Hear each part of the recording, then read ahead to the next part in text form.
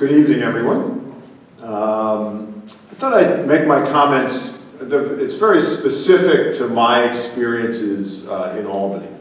As you've heard, I've been working in Albany for quite some time, and anytime people come in the winter weather to show up and talk about Albany, I want to try to, as much as I can, boil it down.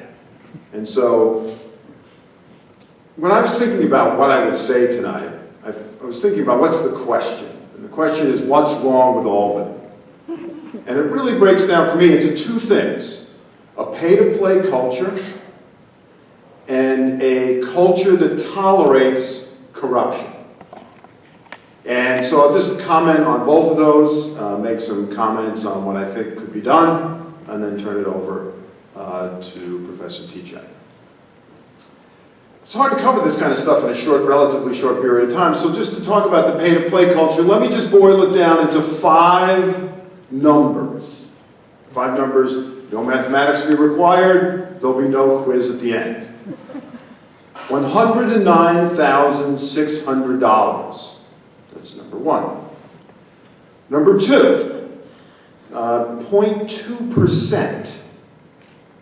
All right, so far so good. Next, 172. The next is really not a number, it's a numerical concept of unlimited. And the last is $224 million. So how do those numbers explain the pay-to-play culture? $109,600 is the legal campaign contribution limit in New York. How many of you could write a check for $109,000? By the way, if you could, receive me at the end of the event tonight. Although Bruce may get there first. $109,600, who writes those checks? It's pretty clear when I ask the question who they are. And that's the legal campaign contribution limit. Family of four, average income is probably around $50,000. Second number, 0.2%. When you think about who are the people that could write $100,000 campaign contributions, you probably think to yourself, there are not a lot of them. And when last time we looked at this, the total number of individuals who had written a campaign contribution that was publicly disclosed in the state's database totaled roughly 35,000 people, or 0.2% of the state's population. More people are in prison in New York than are reported to have made a campaign contribution in a year. And who are those people? Those people are people that can write big checks. And what do they want in return? Well, therein lies, I think, as you can get now, how I sort of view the pay-to-play culture. Next number is 172. Now that is a little bit different. That is the number, roughly an average, by the way, of campaign fundraisers that occur within walking distance of the state capitol every legislative session. Lawmakers meet in Albany roughly 60 days, roughly 40 nights. They hold 172 on average campaign fundraisers right down the street. And who do you think they expect to come? They're not expecting their constituents to show up, I can assure you of that, unless they happen to be representing Albany.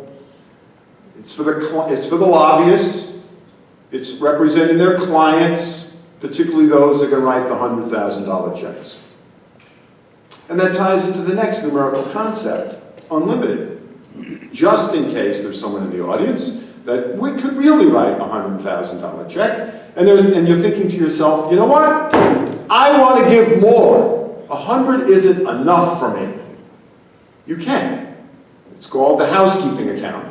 It's a soft money contribution system where you can give as much as you want. Michael Bloomberg used to give about $1 million a year to the Senate Republican Campaign Committee. Perfectly legal under New York law. And the last is $224 million. That's the reported amount of money that was spent on lobbying last year in New York. Roughly 7,000 lobbyists, roughly 4,700, representing roughly 4,700 clients. New York has the highest ratio of lobbyists to lawmakers in the country. Congratulations. The Empire State is number one when it comes to that ratio. So that's the pay-to-play culture. I really don't have to go too much into detail, I don't think, about a culture that tolerates corruption, because all you have to do is basically open the newspaper every day. There are more and more lawmakers, we all know about it, you heard the numbers, excuse me, dozens of lawmakers have gotten into trouble for ethical violations in recent years. And it came to a crescendo in the past year with the arrests, indictments, convictions of the legislative leaders in both houses who are now facing time in the slammer this month. I know, well, but think about it, right? So what kind of system would allow that to happen with very little response? And since 2011 till now, there's been a lot of responses, but very little in the way of real change. And fundamentally, a problem of enforcement. So, I don't have a lot of time. I just want to sort of get your juices flowing. I think the $100,000 campaign contribution limit, that does it for me, usually.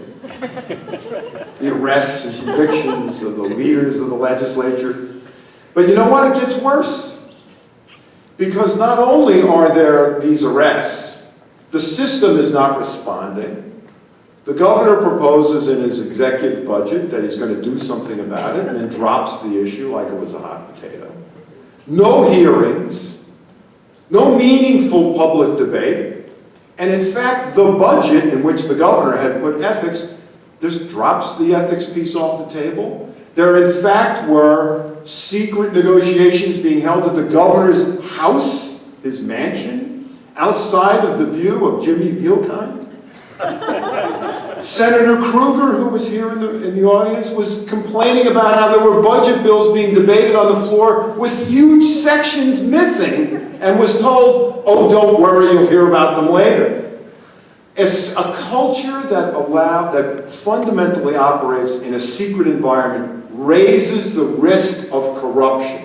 There's a direct relationship between secrecy and corruption risk in any system, certainly in government. From our view, we think there should be a new compact between the public and the public servants that are supposed to be looking out for them.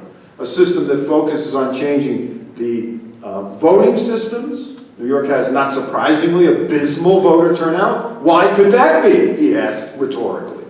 When you have a system that is rigged with the political boundaries, that is rigged to the wealthy and powerful, and that the public gets increasingly turned off by it, leads to a democracy death spiral, where even fewer and fewer people turn out, and lawmakers rely more and more on special interest groups to get elected.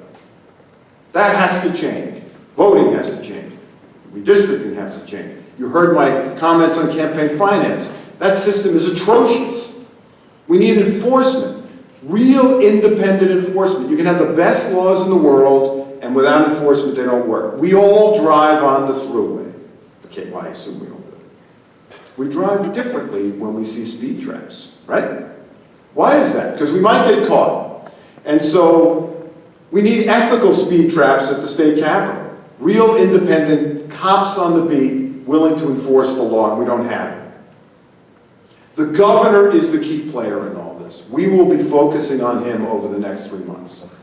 My experience in Albany is it's the governor who ultimately has to make things happen. And if he doesn't rise to the challenge, if he doesn't feel the pressure to do anything, then you will all have another decision to make in November 2017 when you have to decide on whether or not to convene a constitutional convention to rewrite the rules. We have to give our democracy a chance to respond. We should be outraged by what we've seen in our state capitol. We should be even more outraged by our elected officials' inability to respond or disinterest in responding. I know I am. And we deserve better. It's our money, it's our government, it's not theirs. And they should start acting like that. So I can talk more about that? It's my turn. Thank you.